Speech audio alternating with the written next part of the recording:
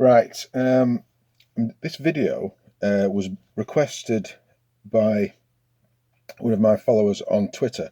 He wanted to know how it is that when I'm inking, I ink um, tech, kind of fiddly, noodly sort of tech, and he wanted to see how I do that quickly. So I figured the easiest way to do that, to show, was doing this little video and see if it's and see if you can understand it. Anyway, the tool I use to do this is it's double-ended Sharpie. It's got a nice thick nib on one end and a kind of a pointy fine tip on the other.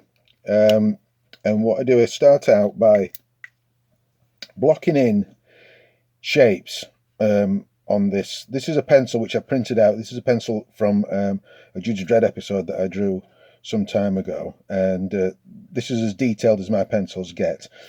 So what I'm doing here, you can see this shape here is some kind of futuristic machine, and we want to try and show that it is kind of complicated, and there's lots of circuitry on there and things like that. So what I'm doing here is I'm blocking in shapes with the thick end of this Sharpie quite quickly, and these shapes tend to be, or need to be, I should say, sort of geometric, to give the impression that it's not just, I'm not just scribbling, I'm not just making completely random shapes. They have to look fairly geometric and as if they're in some kind of order. And these real dark, quite broad marks that I'm making here, what these will indicate when I've finished is kind of the shadows between the computer circuitry and things of that nature. So as you can see, I'm sort of just kind of making it up as I go along, basically. Little shapes that, until I feel that it's getting there, until I feel that it's more or less right. And then once I've done that, if I'm happy with that, I then go to the thin end of the Sharpie, this sort of fine tip thing, and start refining things and putting in other shapes. This, of course, this thing doesn't want to work. Oh, here we go, we're working. So then, using this more fine end of the pen to put in more specific little, I don't know, impressions of circuitry, something that's got to look complicated, or try to look complicated, I should say. And I'm doing it fairly quickly. The whole point is that this doesn't take an age to do, and it's not that I'm drawing every single piece of circuitry and switches and lights, and I'm just putting in shapes that give that impression, because this on this particular piece of artwork, once it's printed, will be fairly small. So it's not really the main focus of the drawing. The main focus of the drawing is, I don't know if you can see, there's like a figure there. That will be the main focus of the drawing. This is just background detail, but I'm trying to make it look as if there's some bit of futuristic machinery here. And what I'm doing there, as you can see, is I'm putting panels. I don't know what they are. They're panels over the top of the circuitry there. They're coverings, and they've put these little grills in there to show that, you know, maybe there's some kind of a cooling fan behind there. And again, I'm keeping the shapes that I'm doing sort of geometric, kind of square.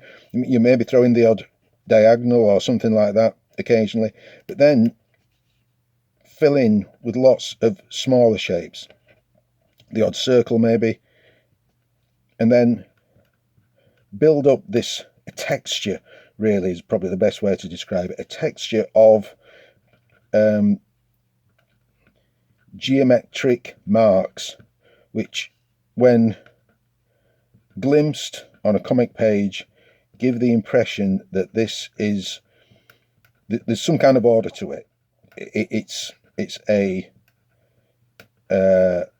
circuit board or something like that. But I'm trying to do it sort of fairly quickly to show how I would do this if I was drawing this for real. This is actually a page which was drawn, the actual page was drawn quite some time ago. It would be a good thing if I'd got the actual page here to show you, and then you could compare and contrast. But unfortunately, I don't have that page anymore because I sold it.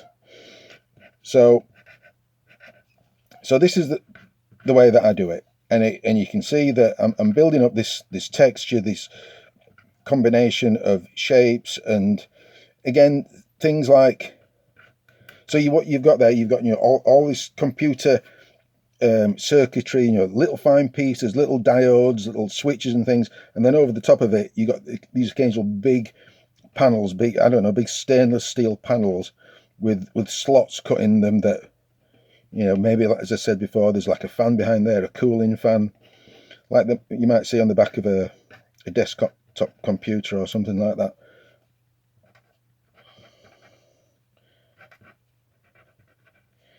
And